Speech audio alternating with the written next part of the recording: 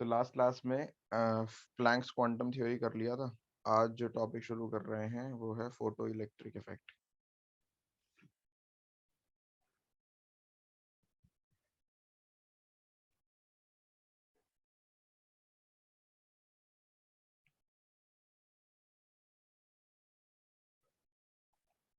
तो photo electric effect by definition होता क्या है वैसे? Ejection of electron from a metal surface from an object when it is struck by an electromagnetic radiation. Ejection of electron from a metal surface when it is hit by an electromagnetic radiation. EM radiation लिख देते हैं short में, electromagnetic radiation को। ठीक है, तो मान लीजिए एक मेटल सरफेस है। यहाँ पर हमको लेना होगा कोई रिएक्टिव मेटल। एक रिएक्टिव मेटल का सरफेस है। Let's take this as caesium metal है ये। ठीक है, हमें कोई ऐसा मेटल लेना होगा रिएक्टिव जो आसान, जिसका एटम का साइज बहुत बड़ा हो, जो आसानी से इलेक्ट्रॉन लूज कर सके। अब अगर इस पे एक इलेक्ट्रोमैग्नेटिक रेडिएशन हिट करती है, इसके सरफेस पे एक इलेक्ट्रोमैग्नेटिक रेडिएशन हिट करती है। इलेक्ट्रोमैग्नेटिक रेडिएशन में मैंने आपको बताया था क्या होते हैं, ऐसे पैकेट्स होते हैं लाइट के, जिनको आप क्या बोलते हैं, फोटॉन्स। ठीक है, इन पैकेट्स को आप बोलते हैं फोटॉन। किसी भी एक पैकेट की अगर आप एनर्जी निकालना चाहते हो तो उसका फॉर्मूला क्या होगा? किसी भी एक पैकेट की एनर्जी निकालने का फॉर्मूला होगा E is equals to H nu या फिर एच सी बाय लैम्डा। ये दो फार्मूला सीखे थे हमने किसी भी एक फोटोन की एनर्जी निकालने के।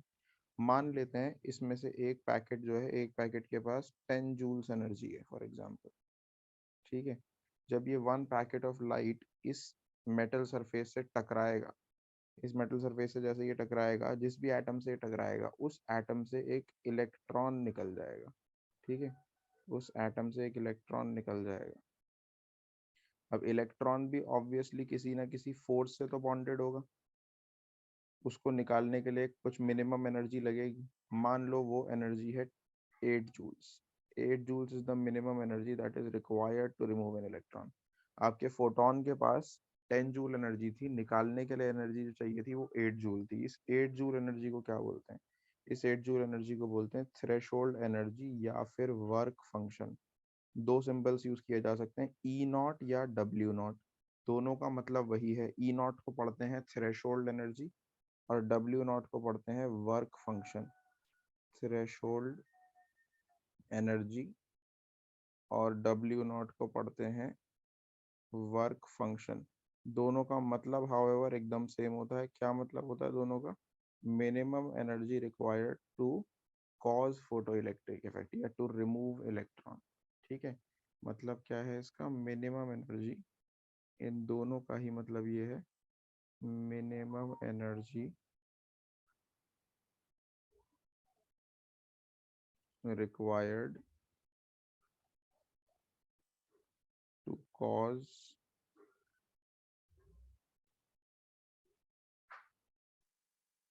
Photo electric effect.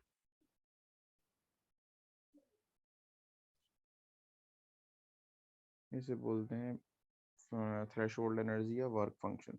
अब इसका भी फॉर्मूला होता है, जैसे ई का फॉर्मूला है एच न्यू, तो इसी तरीके से हम ई नॉट का फॉर्मूला जो है वो एच न्यू नॉट लिख सकते हैं या फिर H C by lambda nought लिख सकते हैं। तो अगर ई नॉट जो है वो थ्रेशोल्ड एनर्जी है तो न्यू नॉट क्या हो जाएगा? न्यू नॉट हो जाएगा थ्रेशोल्ड फ्रीक्वेंसी। ठीक है, सो न्यू नॉट क्या हो जाएगा? न्यू नॉट हो जाएगा थ्रेशोल्ड फ्रीक्वेंसी।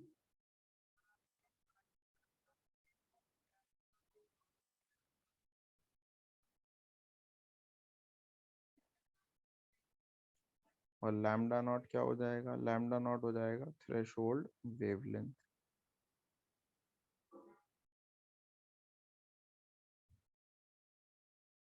अब इनकी डेफिनेशन भी आ सकती है, what is threshold frequency and what is threshold wavelength. तो थ्रेशोल्ड फ्रीक्वेंसी क्या होगी बेसिकली कि कितनी मिनिमम फ्रीक्वेंसी रिक्वायर्ड है फोटो इलेक्ट्रिक इफेक्ट कॉज करने के लिए। अगर आप फॉर्मूला देखो, ई नॉट का फॉर्मूला क्या बना है, एच न्यू नॉट और H C by lambda nought. तो आप इस चीज को नोटिस करो कि ई के डायरेक्टली प्रोपोर्शनल है ये न्यू नॉट और इनवर्सली प्रोपोर्शनल है लैम्डा नॉट। ठीक है, तो ई नॉट अगर minimum energy required to remove an electron है तो न्यू नॉट क्या हो जाएगा, न्यू नॉट हो जाएगा minimum frequency required to remove an electron, minimum frequency required. पूरा वर्ड नहीं लिख रहा, बस मैं इतना ही लिख रहा हूँ, मिनिमम फ्रीक्वेंसी रिक्वायर्ड हो गया।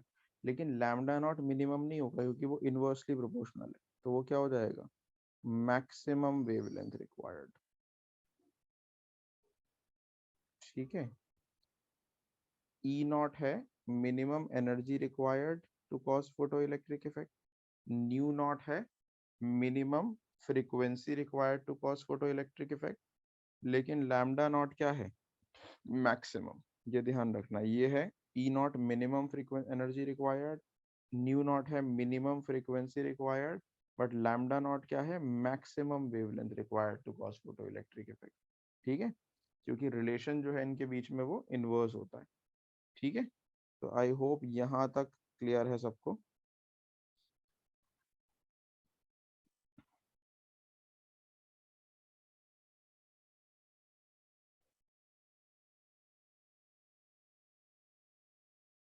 हम्म,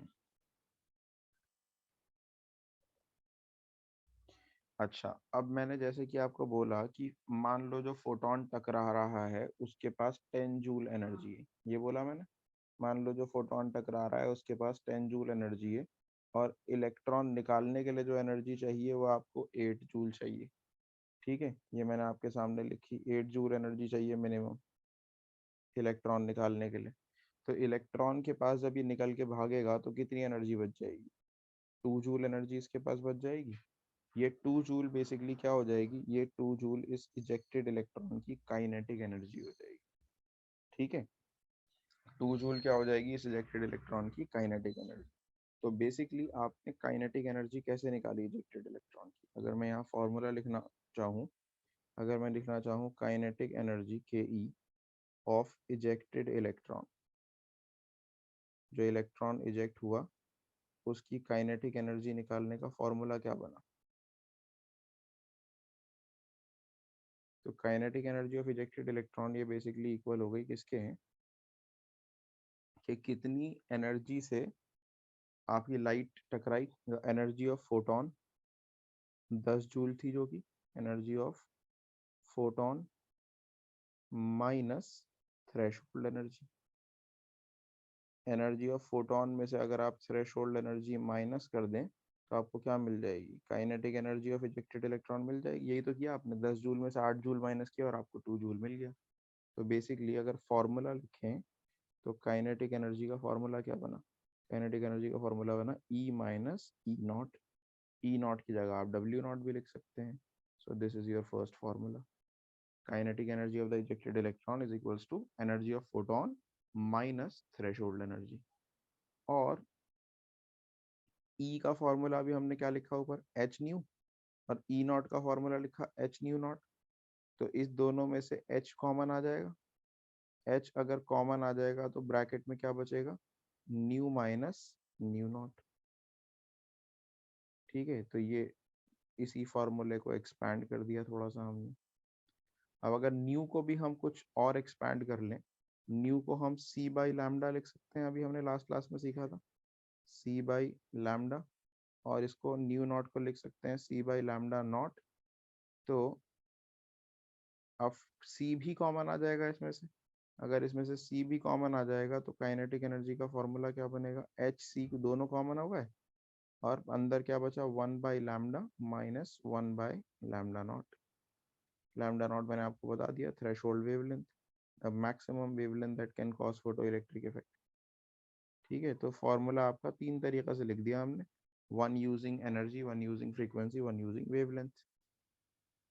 ठीक है, अब इसमें इंपॉर्टेंट पॉइंट क्या नोट करना है, हमें याद क्या रखना है, one photon can eject only one electron, या वो remove only one electron.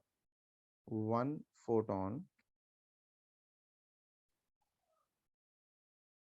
can remove only one electron. एक फोटोन से सिर्फ एक ही इलेक्ट्रॉन रिमूव हो सकता है। जैसे कि मैं आपसे कह रहा था कि यहाँ पे 10 जूल एनर्जी है फोटोन के पास और 8 जूल निकालने के लिए चाहिए, तो 2 जूल उसकी काइनेटिक एनर्जी हो जाएगी। ठीक है, लेकिन अगर मान लो इसके पास 16 जूल एनर्जी होती, जो फोटोन मेरा आ रहा था, ये जो ऊपर देखिए जरा इस चीज को, जो फोटोन आ रहा था यहाँ पे, इस फोटोन के पास अगर 16 जूल एनर्जी होती, तो क्या ये 2 इलेक्ट्रॉन निकाल देता? क्योंकि एक के लिए 8 चाहिए, दूसरे के लिए 8 नहीं, ऐसा नहीं होता है।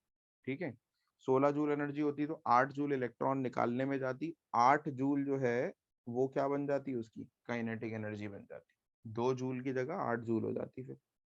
ठीक है, इनफैक्ट कितने भी जूल हो, मतलब बेसिकली जो फोटोन टकरा रहा है उसकी एनर्जी कितनी भी हो, अगर ये 10 जूल ना होकर 1000 जूल हो, तब भी क्या होगा, 8 जूल से इलेक्ट्रॉन निकलेगा, बाकी बचे हुए 992 जूल इसकी काइनेटिक एनर्जी बन जाएगी। आई होप ये बात सबको क्लियर है कि फोटोन के पास कितनी भी एनर्जी हो, एक फोटोन से एक ही इलेक्ट्रॉन निकलता है। फिर अगला इलेक्ट्रॉन कब निकलेगा, तब अगला फोटोन टकराएगा। एक फोटोन के पीछे दूसरा फोटोन है ना हमारे पास, एक फोटोन है, फिर दूसरा फोटोन है, फिर तीसरा फोटोन है, फिर चौथा फोटोन है, फिर पांचवा फोटोन है, एक एक करके फोटोन आते जा रहे हैं, तो एक एक फोटोन टकराता जाएगा, उससे एक एक इलेक्ट्रॉन निकलता जाएगा। ठीक है, तो बेसिकली जितने फोटोन जल्दी जल्दी आएंगे उतने ही ज्यादा इलेक्ट्रॉन निकलेंगे। और फोटोन जल्दी जल्दी आएंगे ये किस पे डिपेंड करेगा, कितने जल्दी जल्दी फोटोन आएंगे किस पे डिपेंड करेगा, लाइट की ब्राइटनेस पे। आप देखते हो अपने घर में, अगर आपकी येलो लाइट का बल्ब है, एक 100 वाट का बल्ब है, एक 200 वाट का बल्ब है, ज्यादा चमकता है 200 वाट का बल्ब, इसका मतलब ये नहीं होता 200 वाट के बल्ब के अंदर ज्यादा के फोटोन में ज्यादा एनर्जी, इसका मतलब ये होता है उसमें ज्यादा फोटॉन्स है, क्योंकि दोनों येलो लाइट के बल्ब हैं। दोनों बल्ब येलो लाइट के हैं तो दोनों की वेवलेंथ बराबर है। अगर दोनों की वेवलेंथ बराबर है तो एनर्जी भी बराबर होगी कि नहीं? क्या फॉर्मूला होता है एनर्जी का? एनर्जी का फॉर्मूला होता है Hc/λ। अगर दो येलो लाइट के बल्ब हैं, दोनों येलो लाइट के हैं, दोनों 100, एक और एक 100 वाट, एक 200 वाट है, डजेंट मैटर वाट कितना है, उससे कोई फर्क नहीं पड़ता। अगर दोनों येलो लाइट के बल्ब हैं तो दोनों की वेवलेंथ बराबर है, वेवलेंथ बराबर है तो एनर्जी भी बराबर है। एनर्जी लेकिन एक फोटोन। अब फर्क कहाँ आता है 100 वाट 200 वाट के बल्ब में? अगर 100 वाट का बल्ब के अंदर फोटोन ऐसे आ रहे हैं, इतने दूर दूर फोटोन है, ठीक है, 200 वाट के बल्ब के अंदर इतने करीब करीब फोटोन होंगे सारे। ठीक है, तो बेसिकली ज्यादा चमकने वाला बल्ब जिसकी लाइट की ब्राइटनेस ज्यादा होती है, उसमें क्या चीज होती है, उसके अंदर बस नंबर ऑफ फोटॉन्स ज्यादा होते हैं। ठीक है, तो दूसरा पॉइंट हम याद ये रखेंगे कि number of electrons ejected, number of electrons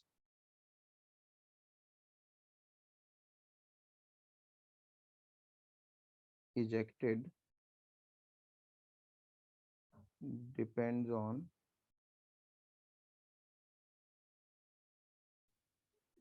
the intensity or brightness of light, intensity और brightness भी कह सकते हैं, लाइट, brightness of light। क्योंकि ज्यादा ब्राइट लाइट के अंदर ज्यादा फोटॉन्स पर सेकेंड होते हैं। ठीक है, आई होप यहाँ तक क्लियर है। अब मैं एक बार माइक अनम्यूट करने का परमिशन दे रहा हूँ, जिसको पूछना है एक बार पूछ लीजिए कुछ भी अगर।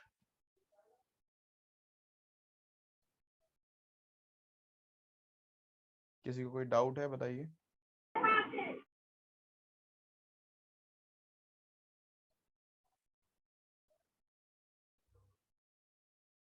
ठीक है सर, ये काइनेटिक एनर्जी का फॉर्मूला है, दोबारा समझा।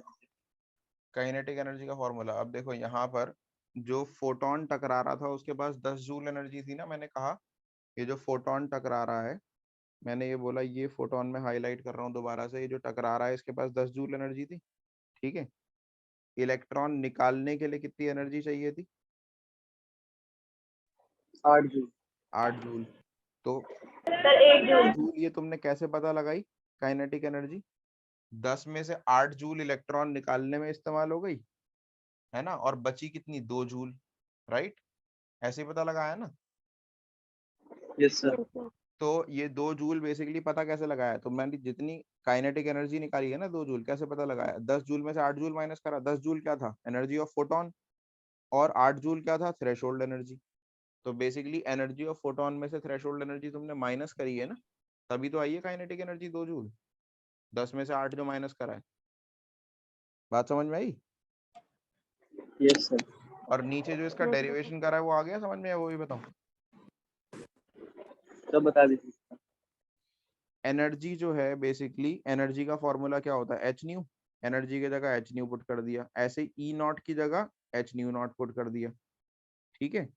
फिर इसमें से एच कॉमन ले लिया, एच कॉमन लिया तो अंदर क्या बचा, new minus new not.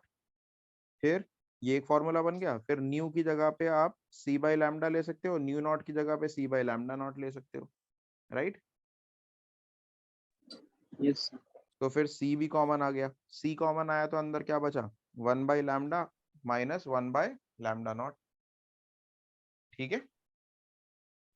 Yes sir. Yes sir. और कुछ पूछना है सर किसी। सर यस सर, आपने जो सेकंड लाइन लिखी, हाँ कौन पूछ रहा था, आपका म्यूट हो गया माइक दोबारा। सर आपने जो सेकंड लाइन लिखी है, number of electrons ejected depends on the intensity brightness of light, sir ये एक बार दोबारा से रिपीट कर दीजिए। अच्छा देखो, नंबर ऑफ इलेक्ट्रॉन्स इजेक्टेड ये किस पे डिपेंड करेगा, कितने, एक फोटोन के टकराने से एक ही इलेक्ट्रॉन निकलता है ना, मैंने ये बताया आपको, यस सर। ठीक है। Yes sir. तो जितनी जल्दी जल्दी फोटॉन्स आएंगे उतनी सारे इलेक्ट्रॉन निकलेंगे। अगर मान लो 1 सेकंड में 10 फोटोन आ रहे हैं तो 1 सेकंड में 10 इलेक्ट्रॉन निकलेंगे। 1 सेकंड में 20 फोटोन आ रहे हैं तो 20 इलेक्ट्रॉन निकलेंगे। 100 फोटोन आ रहे हैं तो 100 इलेक्ट्रॉन निकलेंगे, है ना। तो किस किस यस किस पे सर। डिपेंड करता है कि कितने ज्यादा फोटोन आएंगे, ब्राइटनेस पे, लाइट की। अगर 100 वाट का बल्ब लगाओगे, मान लो 100 वाट के बल्ब में 1 सेकंड में 100 फोटोन आ रहे हैं, तो 200 वाट के बल्ब में कितने फोटोन आएंगे 1 सेकंड में, 200 आएंगे ना, 200। Yes sir. है ना। तो ज्यादा चमकने वाला बल्ब जो होगा उससे ज्यादा इलेक्ट्रॉन निकलेंगे क्योंकि उसके अंदर ज्यादा फोटॉन्स होंगे। तो इंटेंसिटी या ब्राइटनेस सर ये बताती है फोटॉन सर आ, एक फोटोन एक इलेक्ट्रॉन को इजेक्ट करता है। एक फोटॉन एक ही इलेक्ट्रॉन, यही तो पार्टिकल का नेचर है। ये इजेक्ट क्यों करता है ये हमें नहीं पता एग्जैक्टली, ठीक है। कि एक फोटॉन एक ही इलेक्ट्रॉन इजेक्ट कर सकता है, ये नेचर है, बाय नेचर है, इसके अंदर हम ये नहीं कह सकते। अब एक फोटॉन की एनर्जी ना एक ही बार में एब्जॉर्ब होती है पूरी की पूरी। यही तो चीज प्रूव करना चाह रहे हैं हम यहाँ पर, कि लाइट क्वांटाइज्ड है, लाइट जो है वो पैकेट की फॉर्म में आती है। हमने फोटो इलेक्ट्रिक इफेक्ट में भी यही बताया ना कि लाइट पैकेट्स की यस फॉर्म में सर। आती है, तो यही चीज यहाँ पे प्रूव हुई है। ये नेचुरली हो रहा है, हम एग्जैक्टली कह नहीं सकते कि क्यों हो रहा है, ठीक है। Okay sir. आकिब तुम्हें भी कुछ पूछना है।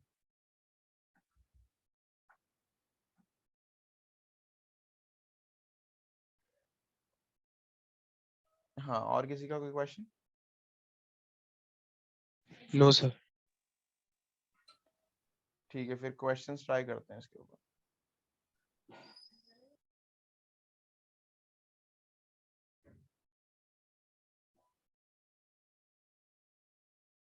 तो एनसीईआरटी का पहले थोड़ा सिंपल सा क्वेश्चन ट्राई कर लेते हैं, फिर उसके बाद धीरे धीरे देखेंगे आगे difficult questions.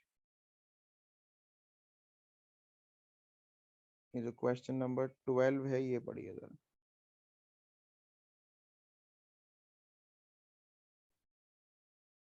Electrons are emitted with zero velocity from a metal surface when it is exposed to a radiation of wavelength 6800 angstrom. Threshold frequency निकालनी है, calculate the threshold frequency and work function W naught, दोनों निकालना है। सबसे पहली चीज देखिए question में क्या है, electrons are ejected with zero velocity. अगर इलेक्ट्रॉन्स जो इजेक्ट हुए हैं उनकी वेलोसिटी जीरो है, अगर इलेक्ट्रॉन जीरो वेलोसिटी से इजेक्ट हुए हैं, वेलोसिटी जीरो है, इसका मतलब काइनेटिक एनर्जी भी क्या होगी, जीरो। काइनेटिक एनर्जी का formula half M V square होता है, तो वो भी जीरो हो जाएगी, ठीक है। When it is expose to a radiation, जिस रेडिएशन से एक्सपोज किया उसकी वेवलेंथ दे रखी है क्या, 6800 एंगस्ट्रॉम। एंगस्ट्रॉम का कन्वर्जन बताया था मैंने लास्ट क्लास में, 10 to the power minus 10 metre, ये एंगस्ट्रॉम का कन्वर्जन हो गया। इसके बाद आप फॉर्मूला लगा लीजिए, आपको निकालनी है थ्रेशोल्ड फ्रीक्वेंसी और वर्क फंक्शन। वर्क फंक्शन को by the way E not भी बोल सकते हैं, मैंने बताया था डब्ल्यू नॉट या ई नॉट सेम चीज होती है, तो हमें ई नॉट निकालना है। क्वेश्चन है हमारा, हमें ई नॉट निकालना है और डब्ल्यू नॉट मैं लिख देता हूँ यहाँ पे, और न्यू नॉट निकालना है। थ्रेशोल्ड फ्रीक्वेंसी और थ्रेशोल्ड एनर्जी, तो पहले थ्रेशोल्ड एनर्जी निकलेगी, फिर उसके बाद थ्रेशोल्ड फ्रीक्वेंसी निकलेगी। देखिए कैसे, काइनेटिक एनर्जी का फॉर्मूला हमने किया है E माइनस ई नॉट, ठीक है। काइनेटिक एनर्जी आपकी जीरो हो गई क्योंकि फ्री वेलोसिटी जीरो दे रखी है। E माइनस ई नॉट, तो ई नॉट किसके, ई नॉट को लेफ्ट पे ले आइए, ई नॉट किसके इक्वल हो गया, E के इक्वल हो गया ना। और E का फॉर्मूला क्या होता है, E का फॉर्मूला होता है एच न्यू या फिर एच सी बाई लैम्डा। मैं एच सी बाई लैम्डा लगाऊंगा, क्यों, क्योंकि मुझे वेवलेंथ दे रखी है, फ्रीक्वेंसी नहीं दे रखी। फॉर्मूले में पुट कर देते हैं 6.626 इंटू 10⁻⁻34, सी की value 3 into 10⁻8 divided by wavelength दे रखी है कितनी, 6800 एंगस्ट्रॉम, 10⁻⁻10। ये मल्टीप्लाई करके ऊपर वाला 19.878 हो जाएगा इंटू 10⁻⁻26, 10⁻10। 6800 में से दो जीरो भी इसी को दे देते हैं, इसे सिर्फ 68 कर देते हैं, ऊपर जाके हो जाएगा 10⁻⁻8 हो जाएगा, 10⁻⁻8 plus 10⁻26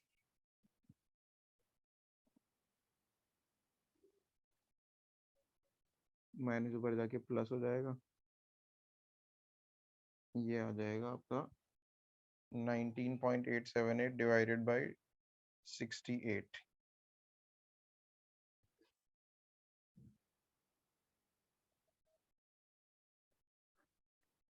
zero point two nine two आ जाएगा, 0.292 इंटू 10⁻⁻18। और अगर आप इसे फर्स्ट डेसिमल प्लेस के बाद कर लें, 2.92 इंटू 10⁻⁻19 जूल में आपकी थ्रेशोल्ड एनर्जी कैलकुलेट होगी। ई नॉट आपने कैलकुलेट कर दिया। अब आपको न्यू नॉट भी कैलकुलेट करना है, तो न्यू नॉट के लिए सिंपल सा फॉर्मूला है, ई नॉट का फॉर्मूला क्या होता है, एच न्यू नॉट। तो न्यू नॉट का फॉर्मूला क्या हो जाएगा, न्यू नॉट का फॉर्मूला हो जाएगा E naught by H. E naught आपने निकाल दिया, ई नॉट आपने निकाल दिया 2.92 इंटू 10⁻⁻19 डिवाइडेड बाई एच की वैल्यू हुई 6.626 इंटू 10⁻⁻34।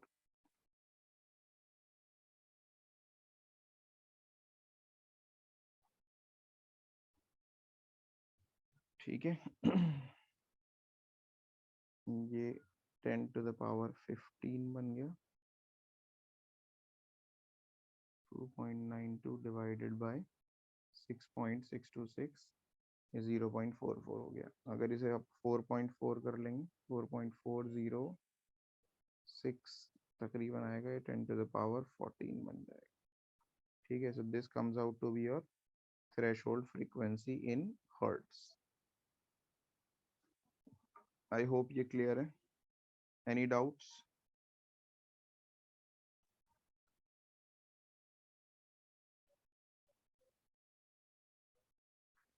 किसी को कोई डाउट है? No sir. ठीक है, एक क्वेश्चन और ट्राई करते हैं इसके ऊपर।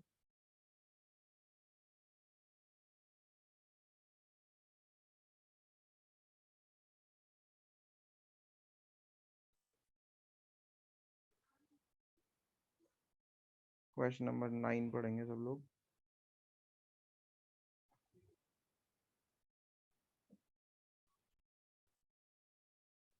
A photon of wavelength 4 into 10⁻⁻7, wavelength दे रखी है फोटोन की 4 into 10⁻⁻7 मीटर, इस बार मीटर में ही दे दिए तो कोई कन्वर्जन की जरूरत नहीं है।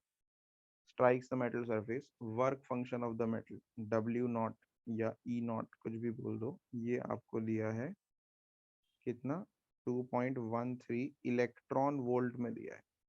अब इलेक्ट्रॉन वोल्ट को जूल में कन्वर्ट करने का यूनिट दे रखा है यहाँ पे। इलेक्ट्रॉन वोल्ट जो है वो एनर्जी का यूनिट होता है, लेकिन इसका कन्वर्जन दे रखा है क्या, 1 electron volt 1.6020 into 10⁻⁻, into 10⁻⁻19 joule के बराबर होता है। ठीक है, तो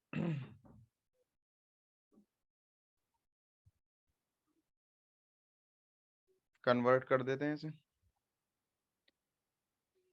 कन्वर्ट करेंगे 2.13 इंटू 1.6020, 602 इंटू 10⁻⁻19, ये जूल में कन्वर्ट होकर हो जाएगा 2.13 0.602 3.41 इंटू 10⁻⁻19 जूल, ये कन्वर्जन हो जाएगी। इसके बाद बोला है calculate the energy of photon, और ईवी में निकालनी है, इलेक्ट्रॉन वोल्ट में निकालनी है फोटोन की एनर्जी।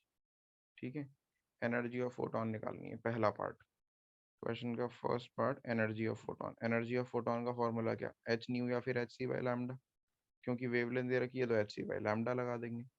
तो 6.626 इंटू 10⁻⁻34, सी वही 3 इंटू 10⁻8 डिवाइडेड बाई लैम्डा कितना दिया है 4 इंटू 10⁻⁻7। ये कैलकुलेट कर देते हैं। 6.626 इंटू 3 डिवाइडेड बाई 4, ये आ गया 4.96, ये राउंड ऑफ कर लें तो 97, और 10⁻⁻19 हो जाएगा। ये -34 में से 8 माइनस करेंगे -26 होगा, फिर 7 प्लस कर देंगे उसमें तो -19 हो जाएगा। तो ये आ गई आपकी एनर्जी, लेकिन ये जूल में आई है। क्वेश्चन में बोला इलेक्ट्रॉन वोल्ट में कन्वर्ट करो इसे। इलेक्ट्रॉन वोल्ट में कन्वर्ट करने के लिए क्या, जिस नंबर से मल्टीप्लाई किया था अभी, जो कन्वर्जन यूनिट दे रखा है उसी से डिवाइड कर दीजिए। 10⁻⁻19 डिवाइडेड बाय 1.602 इंटू 10⁻⁻19, ये डिवाइड कर देते हैं 4.97 डिवाइडेड बाय 1.602, 3.10 आ गया। 3.10 इंटू, सॉरी इंटू नहीं, इलेक्ट्रॉन वोल्ट। ये आपकी एनर्जी आ गई इलेक्ट्रॉन वोल्ट में। क्वेश्चन का फर्स्ट पार्ट सॉल्व हो गया। इसके बाद देखिए सेकंड पार्ट क्वेश्चन का देखते हैं।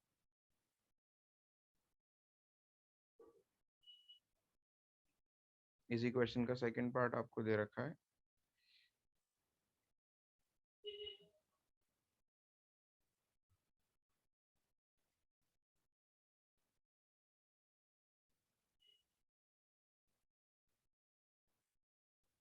आपको सेकंड पार्ट में निकालना है kinetic energy of the emission, kinetic energy of the ejected electron.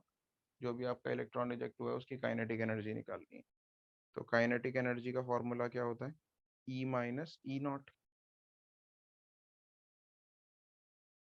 ठीक है, ई नॉट आपको कितना दे रखा था, ई नॉट को जूल में कन्वर्ट कर लिया था मैंने, और ये भी जूल में निकाली थी, तो जूल वाली वैल्यू यूज करेंगे यहाँ पे, क्योंकि ये बोला नहीं है ना आपको कि इलेक्ट्रॉन वोल्ट में निकालना है, तो आप SI यूनिट में निकालोगे।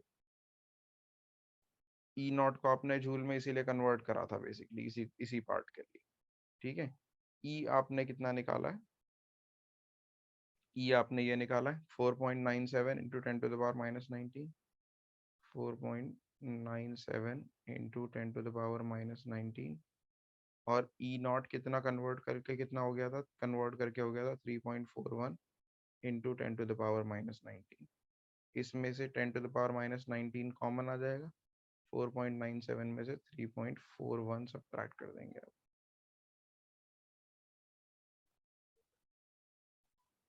ठीक है, ये आपका आ जाएगा 65 1.56 into 10 to the power -19 joule, ये आपने निकाल ली काइनेटिक एनर्जी। ठीक है, इसके बाद आपको बोला है थर्ड पार्ट में क्वेश्चन के the velocity of the photo electron, जो इलेक्ट्रॉन निकल के भागा है उसकी वेलोसिटी भी बताओ। काइनेटिक एनर्जी तो आपने बता दी, वेलोसिटी भी बता देते हैं, कोई मुश्किल नहीं है। वेलोसिटी बताने में क्या है, वेलोसिटी के लिए काइनेटिक एनर्जी का फॉर्मूला लगा लीजिए। Kinetic energy is equals to half mv²।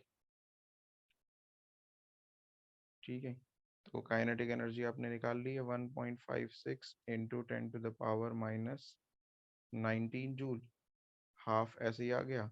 Mass of electron question में वैसे आपको गिवन होगा, लेकिन अभी नहीं गिवन है तो मैं लिख देता हूँ, लेकिन क्वेश्चन में आपको गिवन होगा, वो आपको रटने की जरूरत नहीं है। मास ऑफ इलेक्ट्रॉन होता है 9.1 into 10 to the power -31 kilogram. ठीक है, ये मास ऑफ इलेक्ट्रॉन होता है। और v² दे रखा है, ये है v², आपको v निकालना है। तो v² will become equal to what? It will become equal to 1.56 into 10 to the power -19 into 2 divided by 9.1 into 10 to the power -31। तो ये आपका बन जाएगा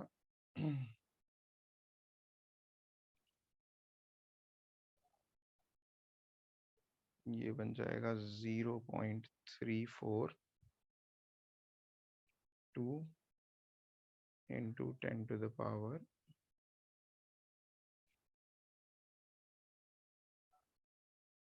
12। ठीक है, ये v² के इक्वल होगा, तो v किसके इक्वल हो जाएगा, 10 टू द पावर 12, तो 10 टू द पावर 6 हो जाएगा स्क्वायर रूट करके, और 0.342 का स्क्वायर रूट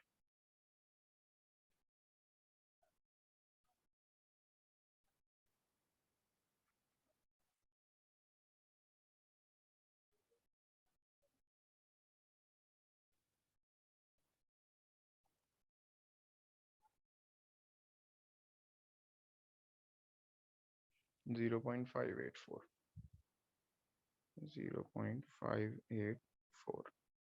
तो फाइनल वेलोसिटी अगर आप साइंटिफिक नोटेशन में कन्वर्ट करेंगे 5.84 into 10 to the power 5 metre पर second. This is your answer. ठीक है, आई होप ये क्लियर है। किसी को कोई डाउट इसमें?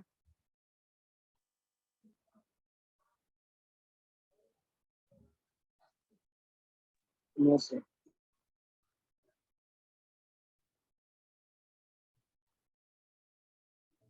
ठीक है, चलिए। तो ये फोटो इलेक्ट्रिक इफेक्ट के कुछ क्वेश्चंस हो गए।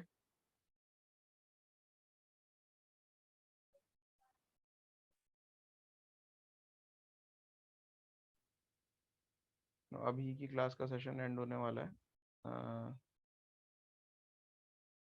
We can join again in 5 minutes.